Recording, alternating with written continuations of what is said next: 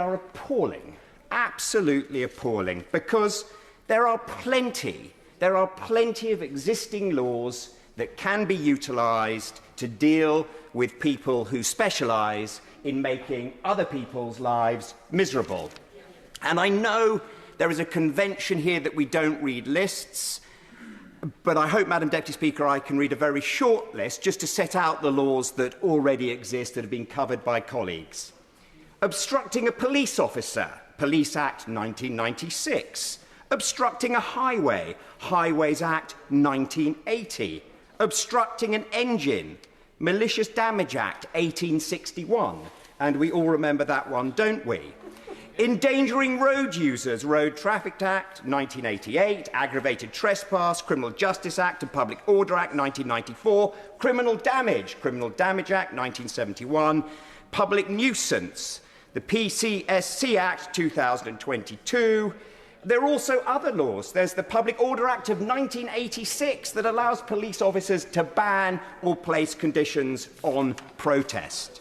So the government's attraction to serious disruption prevention orders, they are such a mouthful to say, demonstrates our own impotence as legislators and really the impotence of the police as law enforcers to get to grips with the laws already in place and enforce them.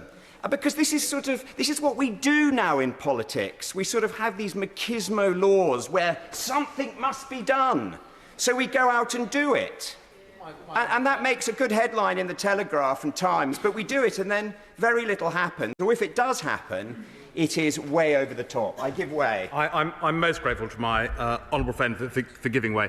And he rightly compliments the police for routinely arresting and charging those who are responsible for wrongdoing. But would he agree with me that it's not an acceptable circumstance where 460 individuals have been arrested a total of 910 times for Just Stop Oil protests? That there is a point of accumulation here, which is difficult, which we have to accept. So the Minister... I thank the Minister for his intervention because I'm now warming to my task here to nail a stake through the heart of this nonsense that we're debating. Because let's be absolutely, it is absolute nonsense, Minister, and as the Minister said, from a sedentary position for the benefit of Hansard. I would just say this, the idea that in this country we are going to ankle tag someone who has not been convicted in a court of law. I mean, I tell you what, those Chinese in their embassy will be watching this very closely at the moment. They might actually be applying for some of this stuff when we pass it in this place, as I suspect we will. So I just want to say this to the Minister. I warned, and now I am getting tired and emotional, I warned during the COVID lockdowns when we banned protest that we would get to this point. That once the government, politicians were emboldened with placing restrictions on a right and turning it into a freedom, they would not stop. I give way to the honourable gentleman. I'm very grateful to him. He's making a fantastic speech, I think, admired on all sides. But I was just wondering if one of the things he might be concerned about that somebody could say would be conducive to public disorder might be warnings on Radio 4 that the Conservative Party might end up smaller than the SNP after the next election. And does he fear in any way being prosecuted himself as a result of this? The Conservative Party is the architect of its own misfortune, and we must deal with that and respond to it. So I will not be tempted down that track by the honourable gentleman opposite. All I will say is this is as unconservative as our budget of a few weeks ago. This is not what the Conservative Party does.